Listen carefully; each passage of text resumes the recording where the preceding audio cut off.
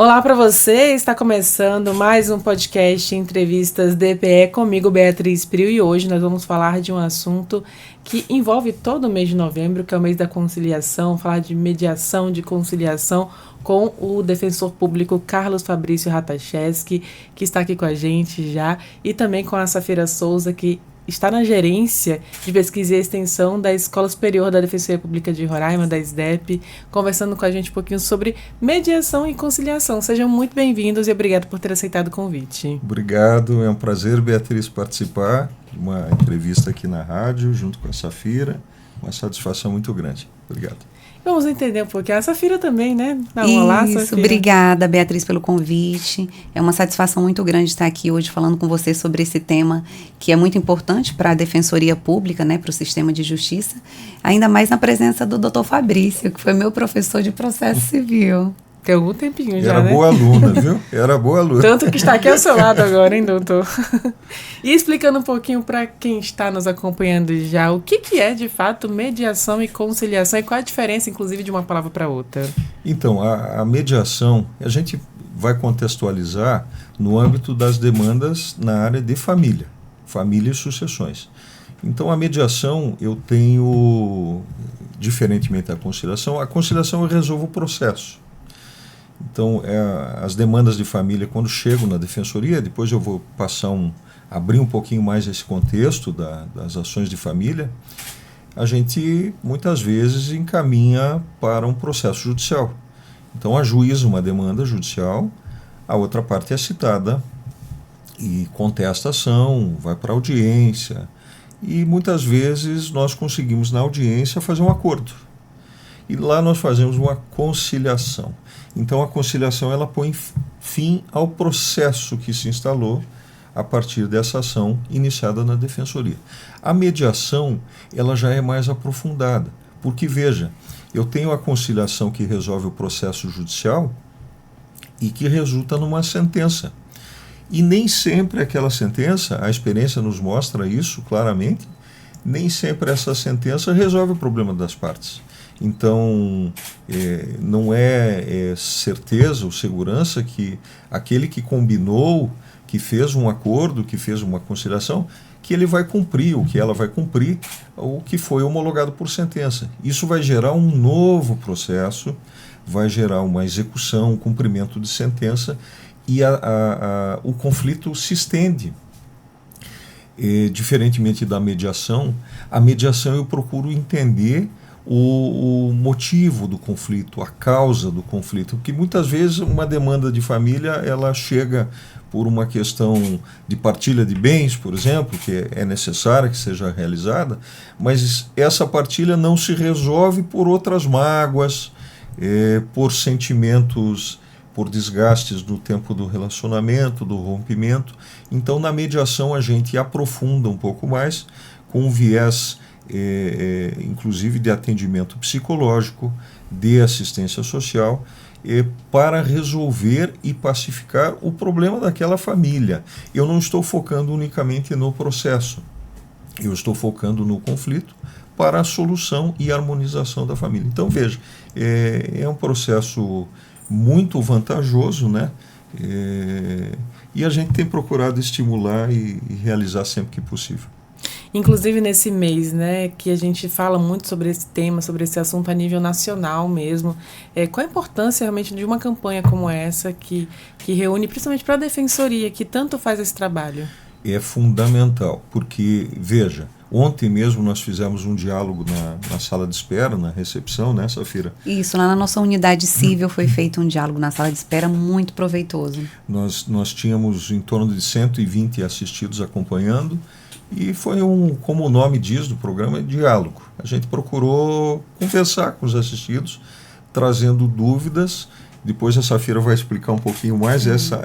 Nós contornamos o conflito, fazendo com que as pessoas se enxergassem na situação, e você busca o quê? Instrumentalizar o assistido para que ele tenha autonomia para resolver a própria questão.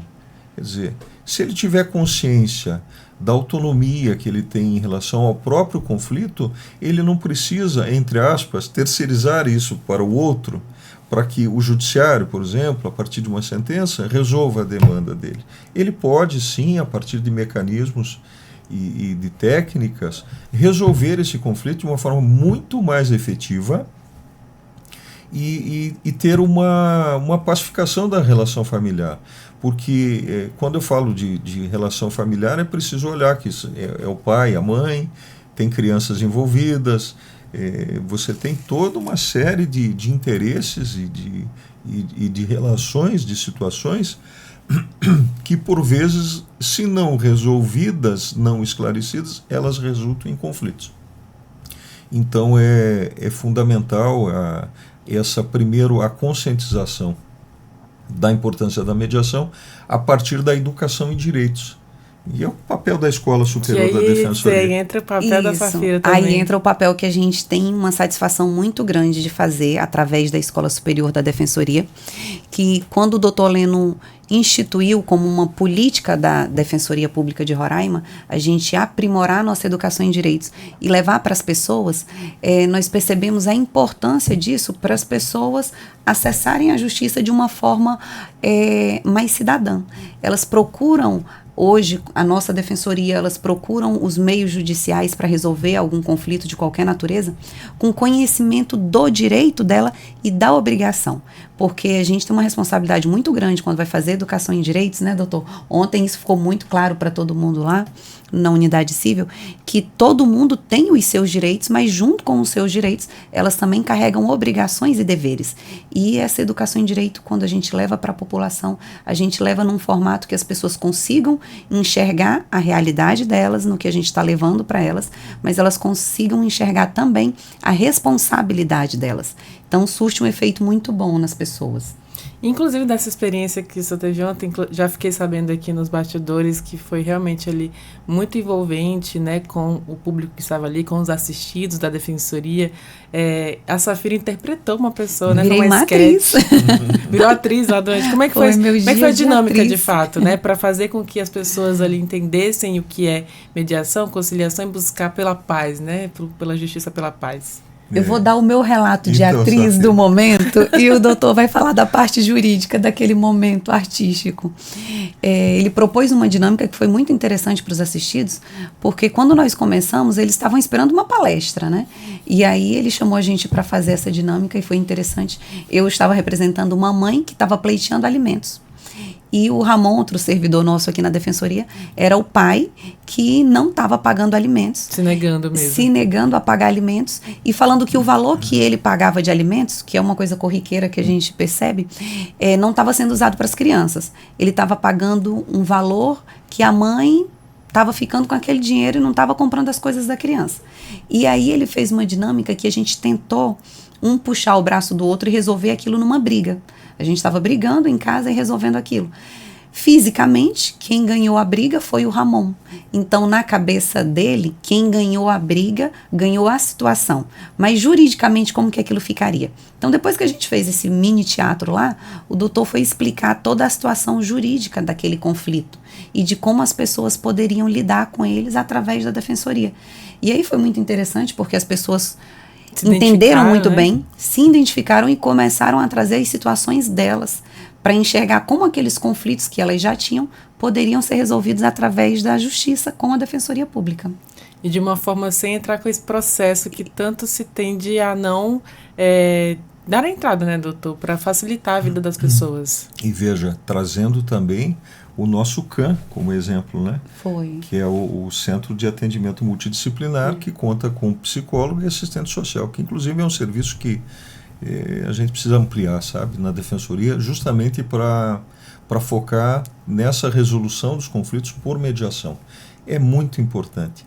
Mas voltando ontem lá, foi interessante, né? Porque aí E não foi nada combinado, né? Não. Foi espontâneo. Foi espontâneo. Nasceu até a criança. Nasceu até a criança. Aí eu perguntei como é que é o nome do menino, né? É Júnior. Júnior. Então criamos lá o Júnior, né, como personagem. E inicialmente na disputa, veja que há um conflito, há uma pretensão de um lado, a gente chama tecnicamente de pretensão resistida. Porque um quer e o outro, um diz que sim e o outro diz que não, né?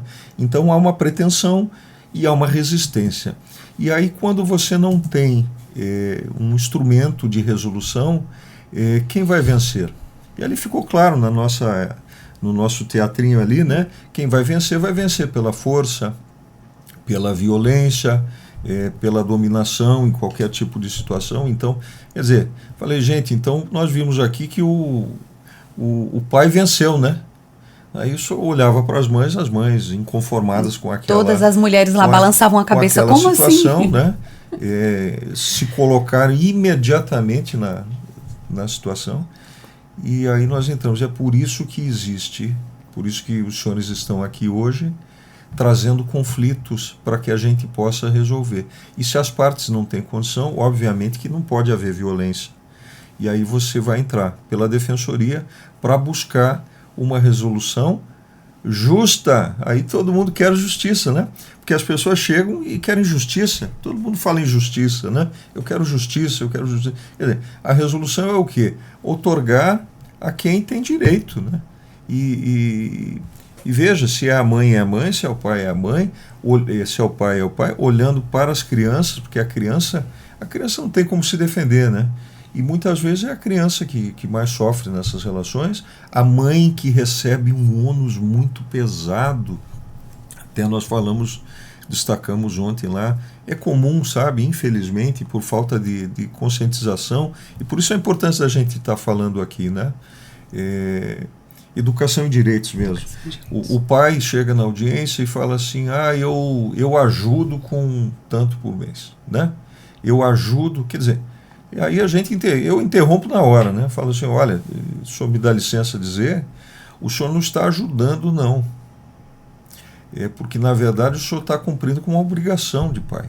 Então, a ajuda é aquele que não tem obrigação nenhuma e, voluntariamente, ele estende a mão e faz ali um gesto e ajuda e tal. Agora, o pai não pode ter essa consciência de que simplesmente está ajudando, como se ele estivesse fazendo um favor para a mãe que está lá tendo um ônus muito pesado para carregar. Inclusive, depois que nós falamos isso e desse exercício, teve uma mãe que trouxe a situação dela. Falou, olha, eu tenho 8 filhos, né?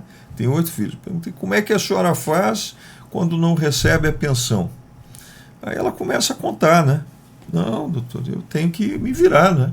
Eu empresto dinheiro, eu faço isso, eu faço um bico, eu trabalho de noite, eu faço não sei o quê, porque esse ônus acaba sendo distribuído de forma muito desigual. E as mulheres, em geral, tem pais também que têm a guarda. Não é tão comum, mas as mulheres, em geral, ficam muito sobrecarregadas. Então a gente traz esse panorama todo para que as pessoas se enxerguem no conflito e possam buscar na defensoria uma resolução para harmonização dessas relações familiares. Reduzir os danos realmente à família, principalmente às crianças. Isso foi muito importante quando o doutor levou isso ontem para a palestra, que as pessoas não conseguiam enxergar elas resolverem o conflito delas sem interferir na relação parental. E isso ele deixou muito claro ontem para todo mundo, que o conflito entre os pais não podem ultrapassar os filhos. A alienação parental não pode acontecer. As crianças não podem receber o ônus do conflito dos genitores. E isso foi muito bom, também ficou bem claro. E ele conseguiu falar muito bem sobre isso ontem para os assistidos. Olha, alienação parental... É um outro problema grave, né? Não, é um gesto, uma atitude de covardia. E covardia do pai ou da mãe com a criança. Porque, veja, pouco importa para a criança, lógico que o desejável não seria que os pais se separassem, né? O desejável é que continuassem juntos, que seguissem no mesmo núcleo familiar, mas às vezes essa relação a gente sabe que não é possível. Então, para a criança, o pai continua sendo pai, a mãe continua sendo mãe, e aí imagine a situação que a mãe começa a depreciar o pai em função do conflito. Nós estamos citando aqui o exemplo de alimentos. O seu pai não paga pensão, porque o seu pai é isso, ou ao contrário, que a sua mãe não cumpre com o que combinou comigo, porque a sua mãe é isso. Gastou dinheiro com outra coisa. Gastou dinheiro com outra coisa e não está olhando. E às vezes até de forma assim maliciosa inventam situações. Existe isso, lamentavelmente, que eu trago como um gesto de muita covardia. E como a gente trouxe isso ontem, falando, gente, olha, se o casal, por um motivo ou outro, não deu certo de viver junto, então separando, a gente vai mediar o conflito, procurar a solução, entrar com ação se for necessário, resolver. Agora não pode o pai falar mal da mãe para a criança. Não pode a mãe falar mal do pai para a criança, porque a criança não tem nada a ver com isso, é o filho. Então isso é importante e as pessoas realmente assimilaram ali, foi uma oportunidade boa da gente... de entendimento, né? Da gente tratar sobre isso. Questão de visitação, foi muito interessante que ontem, durante essa atividade, o meu gabinete estava em atendimento. Então eu terminei ali e subi rapidamente para dar prosseguimento aos atendimentos. Teve uma mãe, nós falando de visitas, eu nem comentei, Safira, com vocês esse caso. Eu falei de regulamentação de visitas. Falei, olha, a gente tem um atendimento pelo CAM, que é o Centro de Atendimento Multidisciplinar da Defensoria, ligado à Câmara de Conciliação e Mediação, que, aliás, é um projeto fantástico da Defensoria, né, que trata justamente a mediação. Hoje é coordenado pela doutora Cristiane. Algum tempo atrás a doutora Euseni era responsável e tocou a Câmara com maestria durante anos e anos. E eu comentando, olha, questão de visitação de criança, o que falta? Falta a dificuldade está no diálogo. Então muitas vezes o pai ou a mãe não tem condição de sentar e conversar sobre. Pergunta simples, né? Que dia que você pode pegar o seu filho? Qual é o horário? Que horas que você vai entregar a criança? Então pode ser assim? Pode ser assim. Então eu tenho encaminhado esses casos do meu gabinete para a psicóloga e assistente social, para fazer uma conversa com os pais, e os resultados são excelentes, porque muitas vezes acabam resolvendo outras coisas que não estão ali no conflito inicial. E aí foi interessante que uma assistida subiu no meu gabinete, ela chegou e falou, o meu caso é a regulamentação de visitas e eu quero ir para o CAM. Ela já sabia. Eu quero ir para a psicóloga e quero ir para a assistente social, para a gente tentar resolver numa boa. Quer dizer, então isso é fantástico, porque você dá autonomia e a pessoa se emancipa a partir do conhecimento. Ela consegue fazer a gestão do próprio conflito. Como que eu quero resolver isso? A gente tem, então, mulheres em situação de violência, mulheres com medidas protetivas. E como é que faz para fazer a visitação dos filhos? Como é que faz para chegar até essas crianças? Olha, é muito bom esse teu questionamento, porque dá a oportunidade da gente falar também dessas mulheres que são vítimas de violência doméstica. Que os números de Roraima são alarmantes, né? Posteriormente vocês podem convidar a doutora Terezinha Muniz, que é a titular dessa área, ela vai contextualizar melhor, mas a gente tem uma epidemia de violência doméstica contra a mulher em Roraima, e isso acaba impactando diretamente, evidente, né? Não tem como, em toda a relação de convivência familiar. E aí eu tenho uma dificuldade de visitação, entre outras, das crianças, né? Então, quer dizer, o pai, pela violência familiar, pela violência doméstica, ele, por força da medida protetiva, ele é impedido de se aproximar da mulher, que tem muitas vezes a guarda do filho, da criança. E aí, como é que ele vai fazer essa visitação? Lembrando que o direito de convivência é um direito de convivência familiar da criança, né?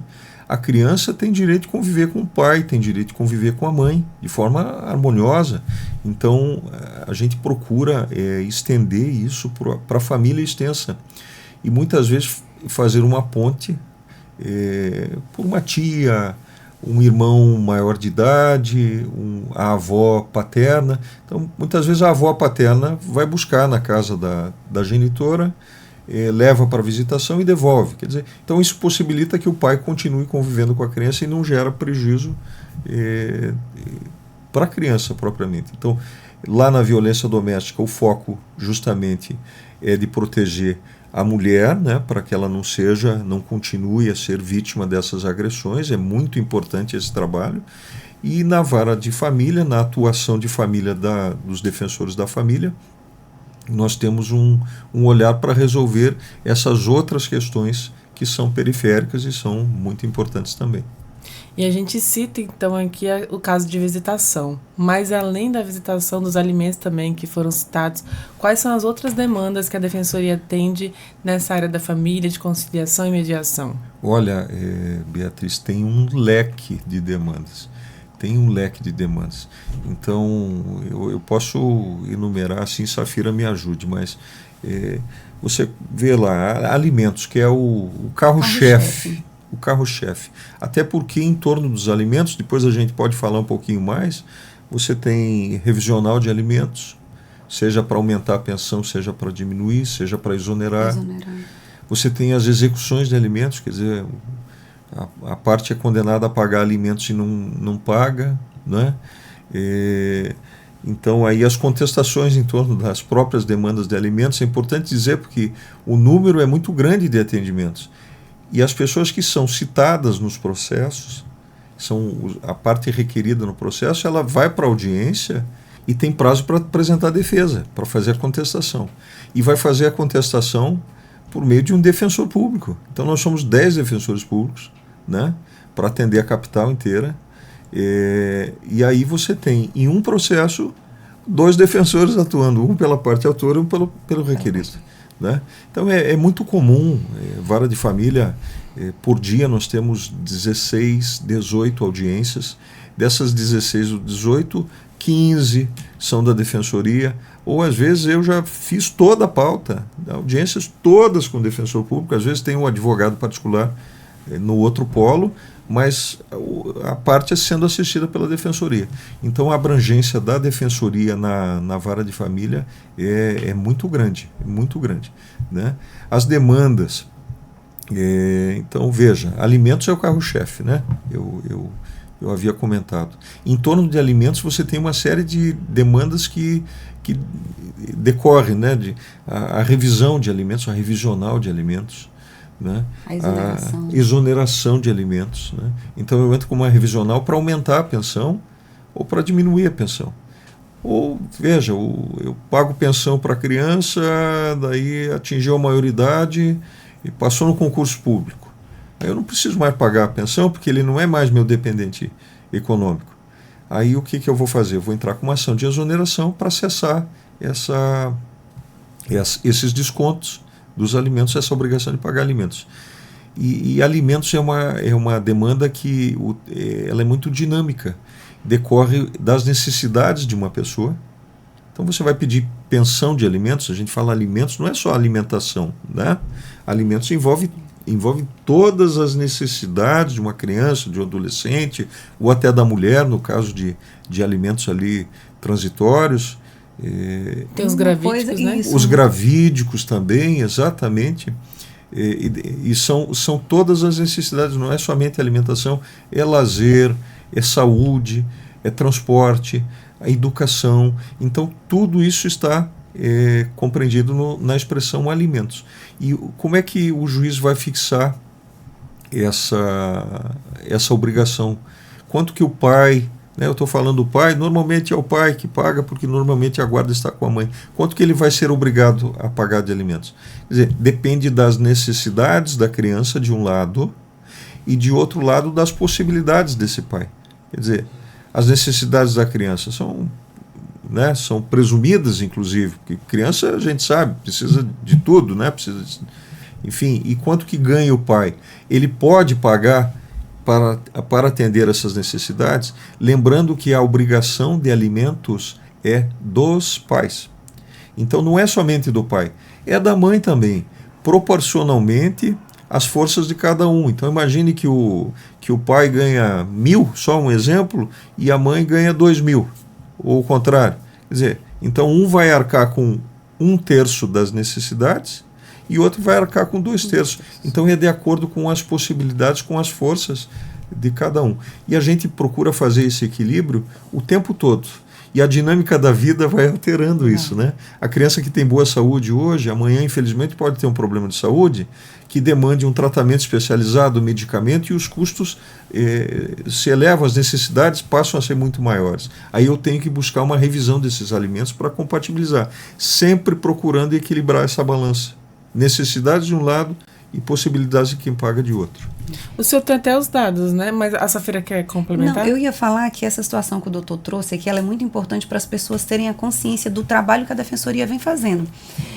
A pessoa entrou com uma ação de alimentos, só que aquela ação de alimentos, ela vira outras ações dentro do mesmo processo, dentro do mesmo polo. Aquele pai e aquela mãe queria resolver uma situação de alimentos que vai se desdobrar em outras ações e que essa mesma ação de alimentos, como o doutor falou, pode ser revisionada ao decorrer de todo o período de vida que aquele alimentando está precisando do auxílio dos pais. Então, é um trabalho muito grande que a Defensoria faz. Demorado, não demorado por morosidade da Defensoria, mas demorado de processo, porque esse processo ele vai continuando. Enquanto tem essa obrigação e os pais vão requerendo coisas dentro desse processo, a Defensoria, na sua atuação de família, vai tendo que atuar dentro da mesma ação. Então, faz com que os nossos defensores sempre tenham demandas recorrentes em relação a alimentos ou às outras matérias, né, de família. E a roda da fortuna gira, né? Isso. Hoje a pessoa está em dificuldade financeira, amanhã ganhou na loteria, né? E tinha uma pensão lá fixada em 30% do salário mínimo. Mas o sujeito no dia seguinte ele ficou milionário. O que eu vou fazer? Eu vou pedir para aumentar a pensão, né? Então, de acordo com essa dinâmica da vida, esses casos acabam retornando e a gente vai acompanhando até a maioridade muitas vezes. Uma coisa que o doutor falou ontem que foi bem interessante foi sobre a realidade financeira dos pais expressar as necessidades das crianças, que é exatamente isso que ele está falando.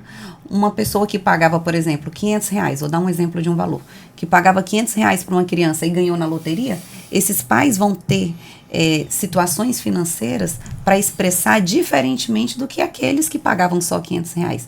E aí, mais uma vez, vai rodando dentro desse processo, os valores vão sendo corrigidos, tanto para mais quanto para menos. Esse pai pode ter ficado desempregado. Exatamente. Quer dizer, uma situação de desemprego justifica, em tese, não justifica você deixar a criança abandonada, desamparada, mas muitas vezes justifica uma diminuição, né? Imagine o pai lá responsável por pagar um valor de 2 salários mínimos, aí está desempregado. Olha, eu não consigo, estou desempregado, faz prova disso, tal, estou endividado. Vai lá e propõe uma redução dessa pensão. Mas eu quero trazer, Beatriz, assim, destacar a importância, a Safira comentou, do trabalho que a gente faz nessa questão de alimentos para crianças e adolescentes. Então, a Defensoria, nós estamos na estrada aí desde 2000, do ano 2000, né, o primeiro concurso de 2002, então já se vão mais de 20 anos. E aí, quando eu falo de alimentos para criança e para adolescente, minimamente eu estou falando em comida na mesa. Tá? Minimamente, porque muitas vezes a gente, pela dificuldade dos pais que são carentes, a gente não consegue atender às outras necessidades. Mas minimamente aquela criança está tendo comida na mesa, porque o pai está obrigado a pagar e a mãe está contribuindo. Então a gente consegue estabelecer essa realidade. E nesse ponto, nós vimos isso já no ano de 2012. 2012, veja, se eu preciso de uma criança que o pai pague pensão para que ela tenha comida na mesa, evidentemente, eu não preciso nem justificar, essa demanda é urgente e urgentíssima, é hoje, não é para amanhã, né? Em 2012 nós tivemos uma realidade de um incremento de demandas, assim, parece que a gente vive em ciclos, né? Essas explosões do número de atendimentos, né? Sempre crescendo. E nós verificamos na época que havia um tempo de espera da Defensoria muito grande. Quer dizer, então imagine que a mãe que vai buscar alimentos para a criança, ela vai ser atendida dali a 60 dias. 60 dias. Quer dizer, para aí, não pode. Como é que essa mãe vai esperar 60 dias para o primeiro atendimento? Ela pega a fichinha para ir com o defensor, 60 dias, para o defensor fazer uma demanda, dar entrada no judiciário, no processo, o judiciário vai fazer a citação da parte para marcar uma audiência. Quer dizer, eu vou resolver isso quando? Daqui a 6 meses? Então, isso a gente tem cuidado disso há bastante tempo já. E lá dar celeridade a esse processo. Exatamente, que isso precisa ser rápido, é para hoje, é para já, não pode ser amanhã ou depois, né? E aí, em 2012, nós desenvolvemos um projeto na Defensoria, criando uma central de atendimento e peticionamento inicial.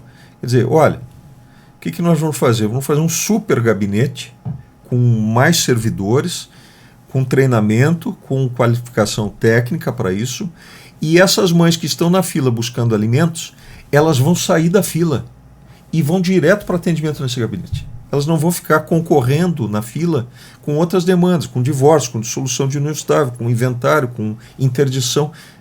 Elas saem da fila e vão direto para esse gabinete, e essa petição é elaborada com celeridade e ajuizada para que a gente tenha uma resposta do sistema de justiça de forma adequada para que essa criança, então, minimamente tenha comida na mesa.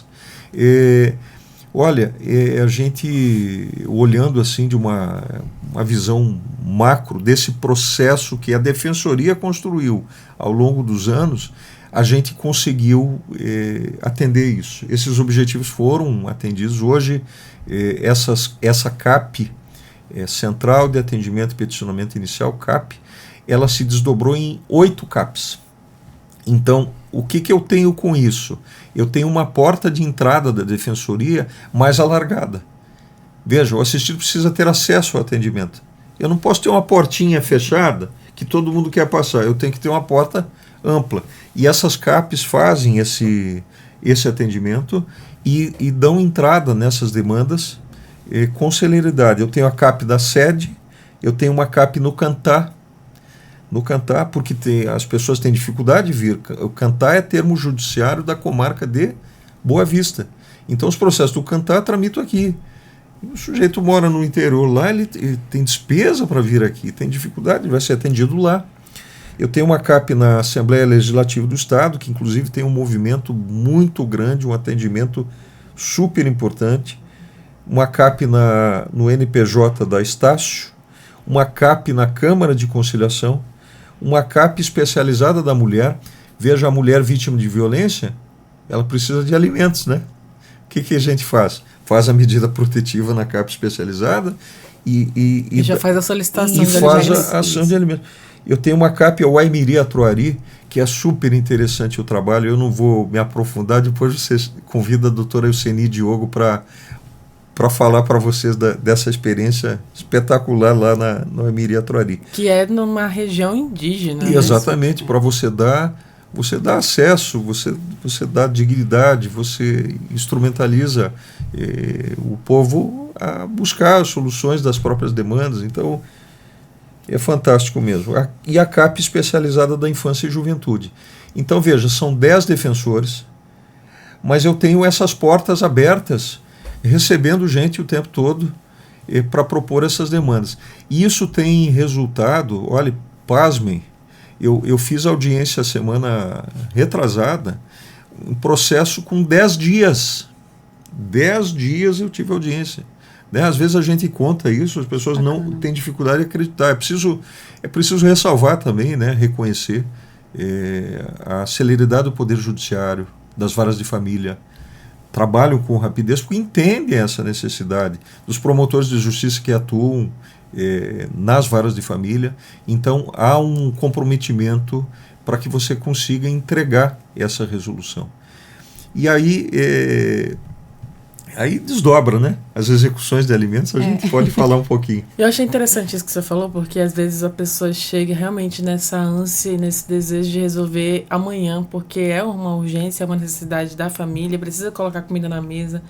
Eu me imagino assim que uma mãe com os filhos pequenos é uma situação realmente desesperadora, mas é por isso que é preciso antecipar, né, doutor? Não esperar a situação chegar ao limite, mas assim que houver uma dissolução de um relacionamento, já ir buscar, não exatamente para processar, para procurar um conflito, né?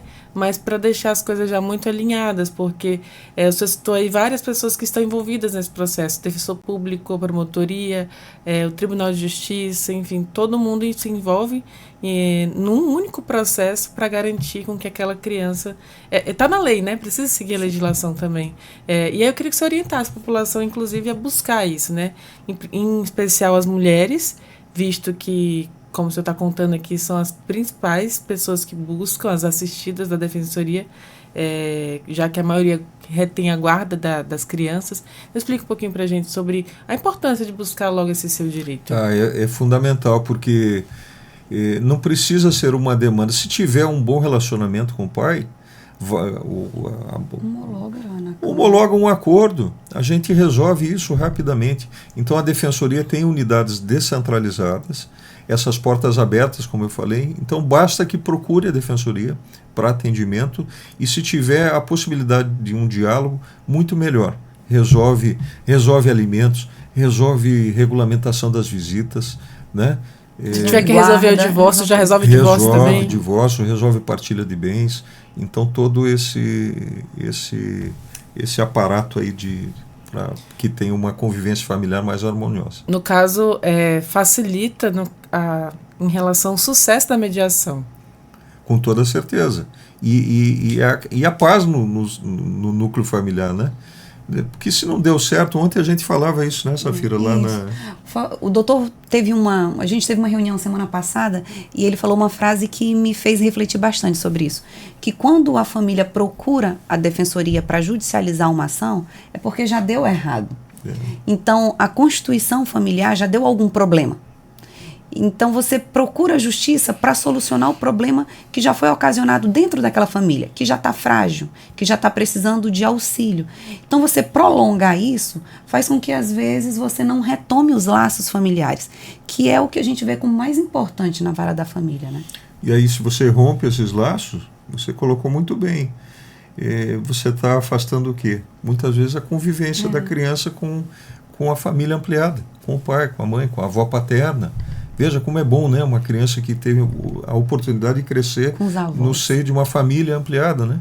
Com os avós, com os tios, com os primos, com criança. Então, quer dizer, aí você fecha isso em torno de um conflito e impossibilita essa convivência. Por certo que isso gera prejuízo ao desenvolvimento psicológico, ao desenvolvimento afetivo da criança. Então, a criança é prioridade absoluta nesse processo. Eu me permita voltar um pouquinho na questão do que eu dizia desse trabalho que vem desde 2012 das CAPES, e também porque a importância, e quando a gente fala assim, nós estamos tendo êxito de resolver essa questão, porque há uma pedagogia nisso tudo. Na medida que o judiciário é rápido, que o Ministério Público dá parecer rápido, a Defensoria entra rápido com os processos, pelas CAPES que conferem celeridade, o assistido, o devedor de alimentos é citado rapidamente, e ele sabe, ele é citado para pagar em 3 dias, sob pena de prisão civil. Então, muitas vezes ele paga quando tem a prisão decretada, mas ele paga. E aí esse processo volta para a gente. Então, nós estamos em novembro, eu entro com a demanda, uma execução de alimentos hoje, só para ilustrar, cobrando lá outubro, setembro e agosto. Agosto, setembro, outubro, os últimos 3 meses sob pena de prisão. Só que o processo às vezes se arrasta aí 2, 3 meses, 4 meses e tal, ele vai ser citado. Aí ele vai e paga esses 3 meses. Quando vem o processo para o defensor, a gente fala assim no processo, bem simplesinho. Pagou, só que já venceu novembro, dezembro, janeiro, fevereiro, e então intime o devedor para que ele pague de novo em 3 dias, senão ele vai ser preso, uma prisão civil.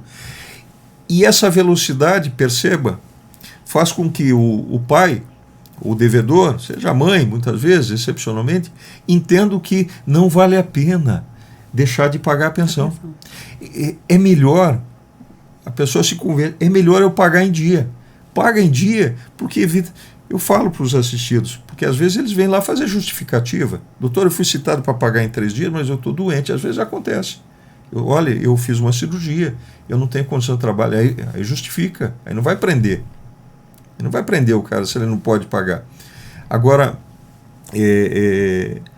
Veja, isso traz uma celeridade e muitas vezes ele se convence de que ele precisa pagar em dia para ter sossego, porque senão o oficial de justiça vai estar atrás dele o tempo todo, ele vai estar sendo ameaçado de prisão, ele passa numa blitz com o carro. Tem medo da blitz. O policial, porque hoje existe o sistema, o Poder Judiciário tem um sistema nacional, não sei se você sabe. É bom que o senhor compartilhe já essa informação.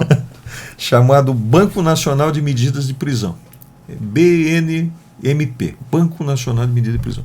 Então há uma prisão decretada aqui pela Vara de Família e a juíza determina que a prisão seja registrada nesse Banco Nacional. O devedor da pensão, não estou nem aí, né? Foi citado por edital, às vezes está se ocultando do oficial de justiça e deixa o processo seguir.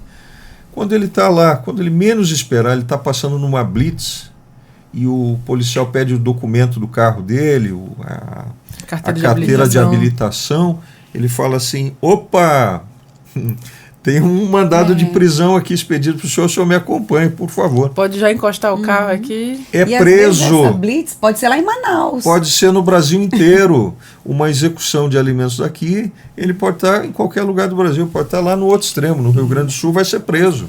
Doutor, acho que isso é um ponto assim, muito especial a gente falar agora, no sentido de que, por que foi necessário, na verdade, reforçar essa legislação brasileira, e aí o senhor vai contar aqui o seu exemplo de tanta experiência que o senhor tem há anos, de tornar lei a prisão desse devedor de pensão, né? Por que chegou a esse nível? Porque antes não esperava ali, semana que vem eu pago, daqui eu vou esperar receber. Qual foi a necessidade que a justiça viu de criar uma legislação que fala assim, não, se você não cumprir com essa demanda, você vai ser preso em 3 dias? Pois é. Isso a necessidade eu acho que da dificuldade das pessoas enxergarem a prioridade, a obrigação, cumprirem voluntariamente com a sua obrigação. Ontem, o senhor falou uma coisa que espelharia muito bem isso. E eu achei muito interessante. As pessoas que estão na obrigação de cumprir com esses alimentos, elas acham que estão sendo punidas. Eu estou pagando esse alimento aqui contra a vontade e eu tenho que pagar porque eu estou sendo punido. Aquela pensão que ela vai pagar, ela acha que é um castigo. Mas quando ela enxerga, como o senhor falou ontem, que aquilo dali é um dever daquela criança, é a subsistência do filho, é a continuidade daquela vida. Acabou um relacionamento, mas a vida flui, a vida continua. Tem que sustentar o filho, né? Tem que sustentar o filho. Então ninguém está castigando um pai por pagar uma pensão. Mas veja, é a falta de conscientização. É falta do pai entender essa obrigação natural dele. É natural, a criança não tem como trabalhar.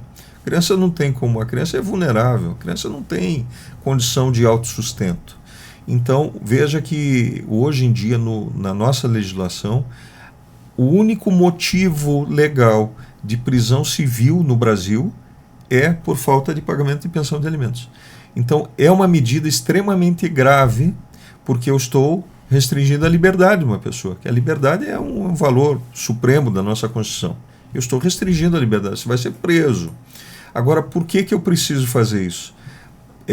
Não é uma punição, não é pena. Veja, diferentemente do direito penal, a pessoa é condenada, vai cumprir uma pena de prisão.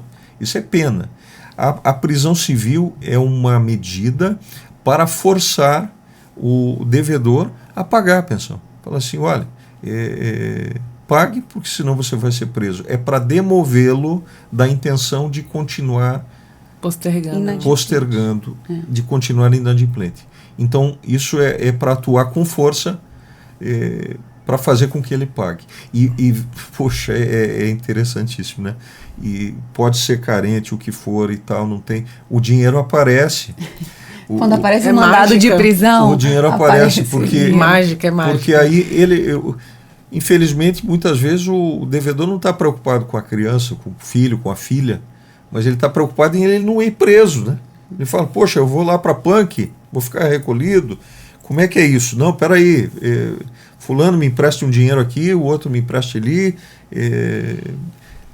vai fazer uma diária. Vou fazer uma diária à base e o dinheiro aparece e acabam pagando. Então, exatamente esse, veja que eu estou contextualizando aqui, um processo, um ciclo que começa com a chegada da assistida, muitas vezes da mãe na defensoria, o ingresso de uma ação de alimentos, a sentença de alimentos fixando, a execução de alimentos, que obriga o devedor a pagar sob pena de prisão, e o pagamento e a atualização dessa dívida.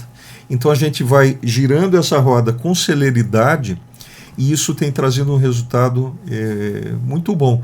Evidente que pode ter uma mãe que está nos ouvindo e fala assim, não é meu caso. Gente, isso depende de você localizar o devedor. Eu citava aqui caso do Banco Nacional de Medida de Prisão, né? Às vezes o sujeito some, você procura em todos os sistemas, você não encontra, ele desaparece, vai para o garimpo, está na Guiana, está na Venezuela, você não encontra o pai. Aí é lógico que nesses processos eu não vou ter resultado. Eu vou ter uma prisão decretada, o mandado de prisão vai ficar em aberto, mas a mãe não vai receber. Porque se ele não for localizado para ser preso, isso não vai acontecer. Então, tem casos que a gente não consegue, mas isso faz parte desse contexto e da dificuldade mesmo das partes mesmo em relação a essas obrigações. No caso, foge realmente assim do controle da defensoria, porque não tem como ir atuar e buscar caçar esse homem onde quer que ele esteja. Às vezes a gente não encontra. Isso que... Infelizmente. Eu até cheguei a conhecer uma mulher, uma senhora assistida da defensoria que passou por essa situação. Ela já vinha vários meses tentando, mas não achavam o sujeito, né? O pai dos filhos dela, e ela estava se lamentando, triste, né? Mas ela entendia também que a situação não dependia só da defensoria, dependia de encontrar esse homem, né? Tem um sistema hoje, o Poder Judiciário se modernizou bastante com sistemas que dão suporte a essas questões. Um deles se chama, do CNJ, se chama Previjude. Então a gente, quando dá entrada e tem uma dificuldade como essa, requer ao juízo que faça uma busca no sistema do Previjude. E aí eu consigo localizar os vínculos profissionais ou o vínculo profissional desse devedor. Quer dizer, às vezes eu não sei onde está, ninguém sabe, não tem rede social, você não localiza. No Previjude você identifica lá, opa, ele está trabalhando aqui com carteira assinada na empresa X, está lá no Ceará, ou está em outro estado. Maravilha, eu tenho aqui um vínculo empregatício. Não, melhor. Eu tenho o vínculo empregatício dele. Aí, se eu tenho uma liminar de alimentos provisórios, eu mando descontar na folha dele. Nossa, que maravilha. Bom para o filho, né? Exato, você traz efetividade. Porque o que as mães querem é resultado, né? Não interessa eu chegar para a mãezinha e falar assim, olha, o seu processo está assim, que o oficial não achou. Que não interessa, isso não interessa. Ela quer saber quando vai pagar. Mas quando que ele vai pagar? Então a gente tem que se valer de todos esses mecanismos para buscar dar efetividade ao processo, fazer com que realmente os alimentos sejam pagos. Isso a gente tem, no geral, tem conseguido pela Defensoria Pública. E de todo desse número de atendimentos, né, desse volume de atendimentos, eu queria até que o senhor reprisasse aí, qual é o total de atendimentos que teve em 2024? Olha, 2024, 64 mil, fora as CAPs. Nos interiores também. Que são distribuídas nessas 8. E eu não estou falando de CAP do interior, tá? Eu estou falando só capital. Essas 8 na capital. Se puxar interior, é um número realmente muito grande da Defensoria. Pode dobrar até esse número, né? A gente fala de um volume, de um número muito grande de atendimento, mas da parte humana mesmo, qual é o retorno dessas mulheres, quando elas conseguem? Vida. Olha, você tocou num ponto aí, né? Você quer comentar, Safira? Eu acho que essa é uma das principais preocupações hoje que nós temos na Defensoria, em ter um atendimento acolhedor, em ter aquele atendimento humanizado. Tanto é que o nosso atendimento a gente sempre tenta aprimorar. O programa Diálogo na Sala de Espera foi criado com esse intuito de humanizar esse atendimento, de acolher as pessoas que chegam ali. Às vezes, uma palestra igual ontem com informações já resolve o problema dela. Então, hoje a Defensoria, hoje não, há um bom tempo, a gente vem se preocupando nisso. E não só prestar um atendimento de excelência, que é nossa obrigação institucional, mas de prestar esse atendimento de excelência para o nosso assistido, garantindo esse atendimento humanizado. A CAP, igual o doutor falou, é o resultado dessa nossa preocupação em garantir um atendimento célere, humano para as pessoas que chegavam. Tem histórias de pessoas que vinham do Cantá, de bicicleta, porque não tinham como pagar um transporte. Como é que uma pessoa sai do Cantá, deixa de trabalhar, vem de bicicleta, ficava o dia, a manhã inteira, às vezes ali, esperando a senha, para demorar esse tempo todo, igual o doutor falou aqui. Então, a CAP, ela é o reflexo dessa nossa preocupação em garantir um atendimento humanizado. E hoje a gente tenta fazer isso de todos os formatos. A conciliação é um desses formatos. Lá nós temos a nossa equipe multidisciplinar, vai ter até uma oficina semana que vem sobre parentalidade, porque a gente se preocupa em não dissolver esses laços familiares, a gente se preocupa que o nosso assistido tenha a sua dignidade expressa de toda a natureza, tanto no nosso processo civil como criminal. Hoje, uma preocupação muito grande que a gente tem é em cuidar da dignidade dos nossos assistidos. Ou seja, isso com educação. Com educação em direitos, com atendimento de qualidade, com mutirão, com ação solidária, a gente quer levar para ele a sua essência. Hoje a Defensoria, o doutor Leno sempre fala uma coisa que eu carrego para as pessoas quando eu vou falar da Defensoria. A Defensoria, ela é a casa do povo. Porque hoje, quando um cidadão não consegue resolver de forma nenhuma as suas situações, ele procura justiça. E ele procura justiça através da Defensoria. Então, nós pegamos os nossos vulneráveis em situações vulneráveis. Então, nós temos essa responsabilidade e a gente também tem a ciência da nossa obrigação de cuidar dessas situações vulneráveis com pessoas vulneráveis. Que é o público mais assistido pela Defensoria Pública.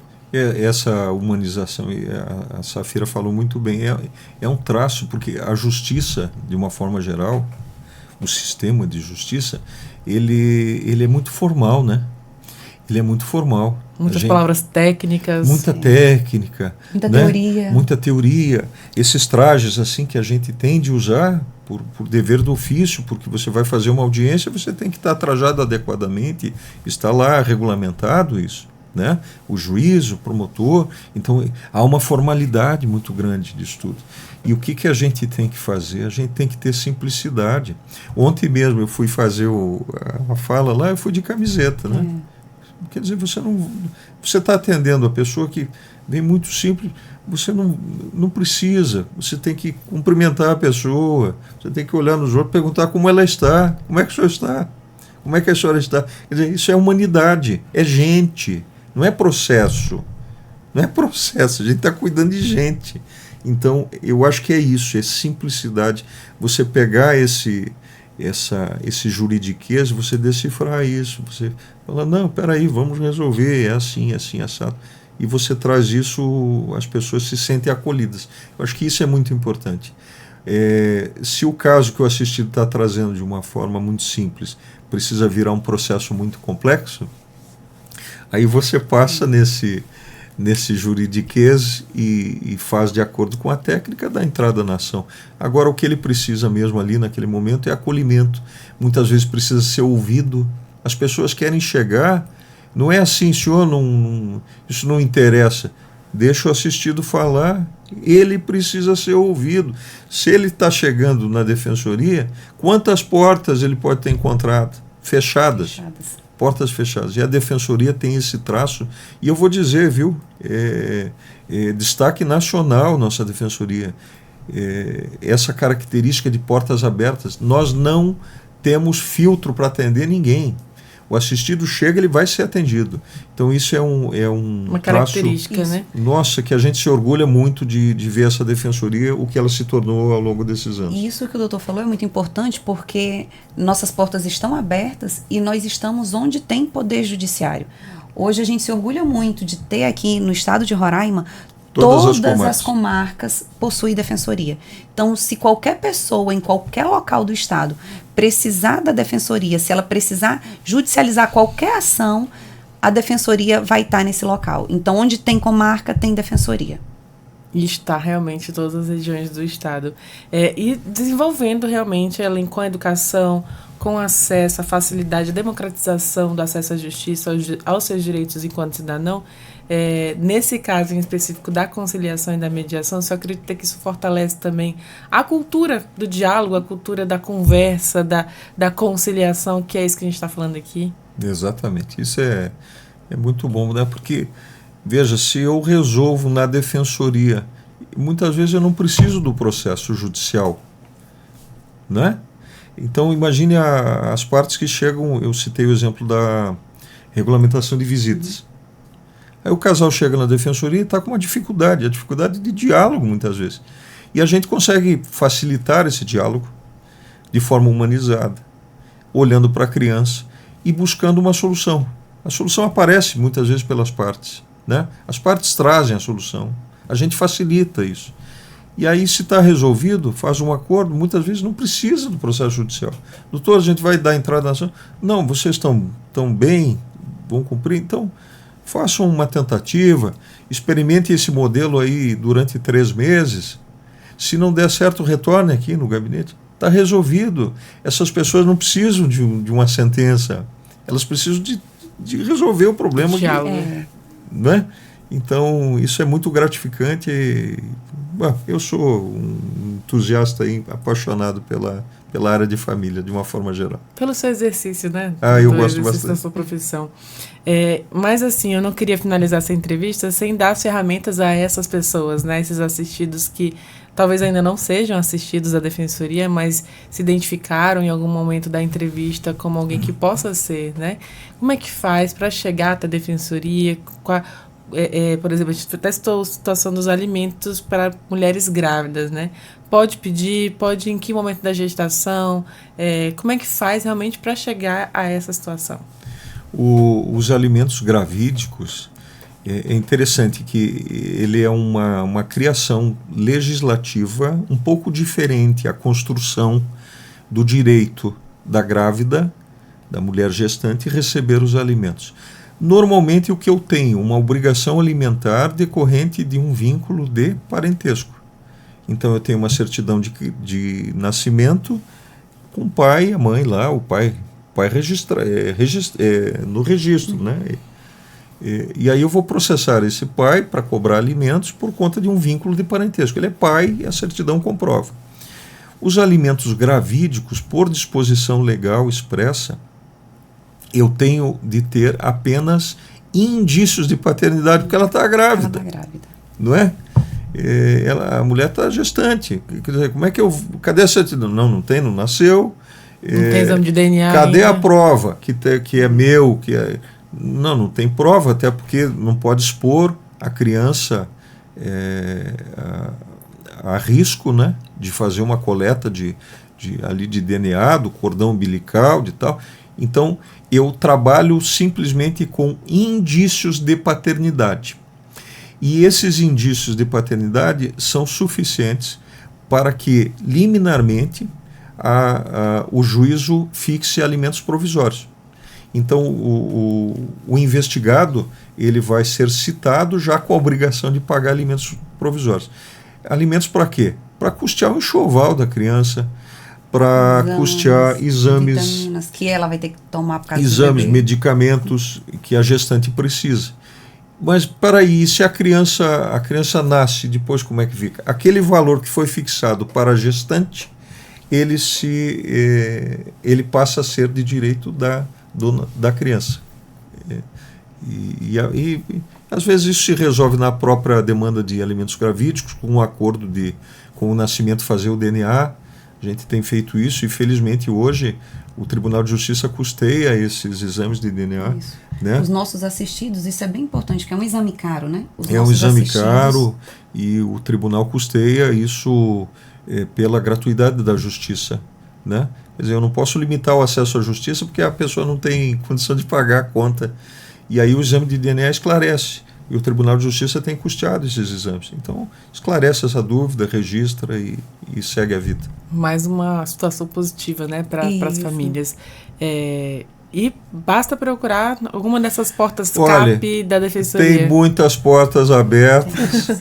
Basta procurar uma sede da Defensoria e vai ser acolhido, vai ser atendido e a gente vai fazer o melhor para entregar essa prestação de serviço de qualidade e efetiva para a nossa sociedade. Tem como entrar em contato também pelo serviço online, né?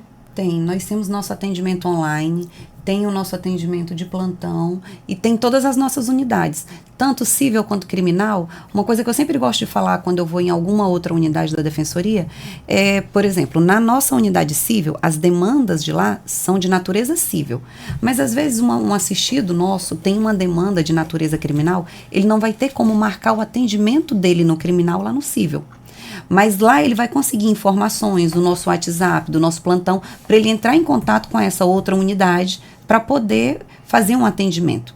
Porque às vezes o nosso assistido ele é vulnerável financeiramente ao ponto de não ter como sair do cível para ir lá no criminal, marcar um atendimento. E nesse formato, a gente pensando em sanar essas vulnerabilidades também, nós temos nosso atendimento virtual. Tanto Bacana. civil quanto criminal. Tem até o número aqui do WhatsApp, que é o 2121-0296 e o 2121-4750. Isso Já mesmo. anota aí. Isso aí. E falando de atendimento virtual, se a situação exigir, nós já fizemos muitas vezes. Eu lembro de alguns casos assim. Nós fazemos atendimento domiciliar. Eu atendi o ano passado, ou foi esse ano ainda, começo do ano, um assistido com 94 anos de idade. Completamente lúcido, mas ele tinha um problema de mobilidade, ele não podia sair da casa dele. Aí o filho dele veio à defensoria para atendimento no interesse do pai. Como é que funciona? Não pode. Não, nós vamos até a casa dele. Deslocamos a equipe, atendemos em casa. Então veja, esse traço da humanização do atendimento, eu acho que é importante. Se for necessário o atendimento da defensoria, procure a defensoria. Às vezes, se não conseguir pessoalmente, por um familiar, alguma coisa, a gente vai buscar essa adequação. Doutor, tem algum caso que o senhor tenha vivido, né, nessa longa carreira já como defensor público, mas que tenha lhe marcado enquanto defensor e que o senhor lembra com carinho, né, de uma solução de conflitos? Eu tenho muitos casos assim, né? Eu tenho um caso de uma menina, ela estava terminando o ensino médio e ela prestou, eu vou assim falar só por alto para não, né? Porque, né, às vezes para a gente não identificar. E ela prestou um concurso nacional e ela ganhou uma bolsa integral num colégio de destaque no outro estado da federação. Ela ia ter hospedagem, alimentação, uma educação assim de ponta. A menina era excepcional, né?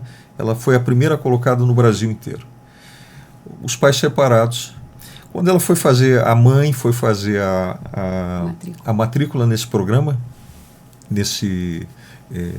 nessa bolsa, e foi preencher os documentos, exigiram que o pai assinasse também a autorização, porque a menina ia ter, menina com 16 anos, não lembro exatamente, 15, 16, ia ter passagem aérea para lá, ia morar fora, quer dizer, o pai precisava autorizar, a mãe também.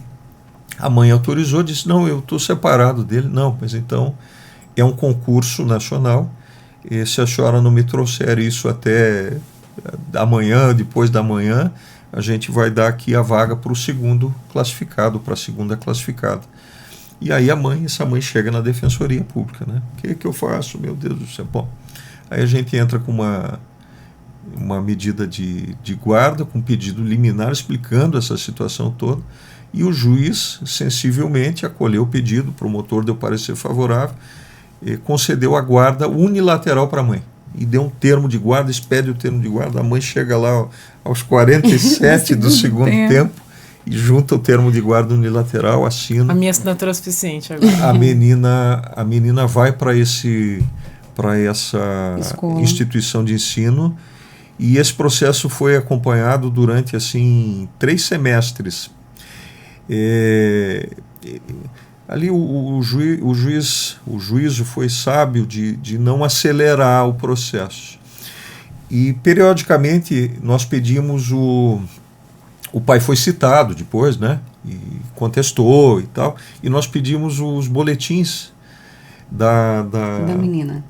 Do desempenho da menina lá, como é que ela... Olha, as notas eram todas muito boas, a menina cumprindo todas as obrigações, 10, 9,5, 9,9, uma beleza. Então, essa assistida nossa, ela deve ter se formado em algum lugar, deve ser uma pessoa aí muito bem... Sucedida mesmo, muito bem sucedida, e a Defensoria teve essa atuação. Não interrompeu um sonho, né? Tem muitos casos. Dá para contar mais? Conte mais um. Olha, mais um então. Teve um assistido nosso que ele estava no...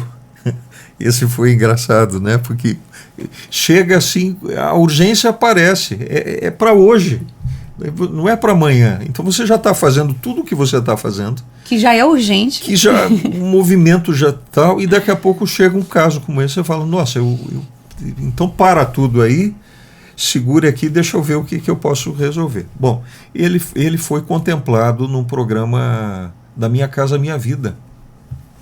E, poxa, olha, estou feliz aqui e tal. E vai se habilitar no programa também, né? Vai se habilitar para conseguir lá a casa sonhada, né? E ele vivia em união estável. Ele falou, não, a gente precisa comprovar, só se o senhor for casado. Tinha uma regra do programa, não sei dizer exatamente, mas ele precisava comprovar que ele era casado ou que ele vivia em união estável. E aí o prazo também expirando. Ele não tinha isso e a casa seria passada para outra pessoa. Aí ele foi à defensoria, nós demos entrada com uma declaratória de união estável e aquilo tramitou também numa velocidade incrível e conseguimos que ele levasse a comprovação e ele conseguiu a casa. Ele voltou para agradecer depois e até hoje, volta e meia, eu tenho notícias do assistido. Ele disse que ele chegou lá, estava fechando a Caixa Econômica, né, que ele se habilitava, estava fechando, doutor, e eu cheguei lá com o documento e consegui. Então são casos que a gente transforma vidas, consegue transformar, consegue... Realizar sonhos mesmo. Exatamente. Realizações. Então, são histórias assim que a gente gosta de lembrar e que a Defensoria fez a diferença na vida dessas pessoas. De várias pessoas. Doutor, eu queria agradecer realmente assim, a sua disponibilidade, paciência aqui com a gente, conversar e contar tanta coisa também importante. E eu queria que tanto o senhor quanto a Safira também deixassem até uma mensagem a essas famílias, né? Na busca por essa conciliação, na busca pela resolução desses conflitos, buscar a paz em priori, trazendo a vida das crianças como a prioridade mesmo, de conseguir com que essa criança tenha um bom desenvolvimento, não precise realmente depender, sei lá, no futuro de um acompanhamento psicológico, de um tratamento, mas que consiga ter uma vida saudável, visto a conciliação dos pais. Bom, eu que tenho que agradecer você, a Safira, por compartilhar esse bate-papo delicioso aqui, né? A gente passa horas aí falando sobre Defensoria Pública. E a minha mensagem é que essas pessoas tenham paciência e tenham esperança de um futuro melhor, sabe? Que consigam olhar o presente, se distanciar de mágoas, de ressentimentos e consigam olhar para um futuro melhor, assim, de um novo relacionamento, uma convivência familiar mais harmoniosa, porque essas crianças de hoje, a gente não pode esquecer que serão os adultos do futuro, né? Eles vão cuidar de tudo aí daqui um pouquinho. Eu também quero agradecer o convite, vocês sempre estão muito solícitos com as nossas demandas, com o trabalho da Defensoria. É uma honra a gente poder estar aqui falando da nossa instituição. E em relação a essa procura, tanto da família, das resoluções de conflitos através da Defensoria, eu também quero agradecer aos nossos assistidos, que vão ouvir isso e de alguma forma isso vai impactar na vida deles, né? Que se eles tiverem alguma dificuldade para resolver algo, que eles procurem a Defensoria. A gente agradece a confiança que eles já têm no nosso trabalho e que nós existimos por causa da existência deles.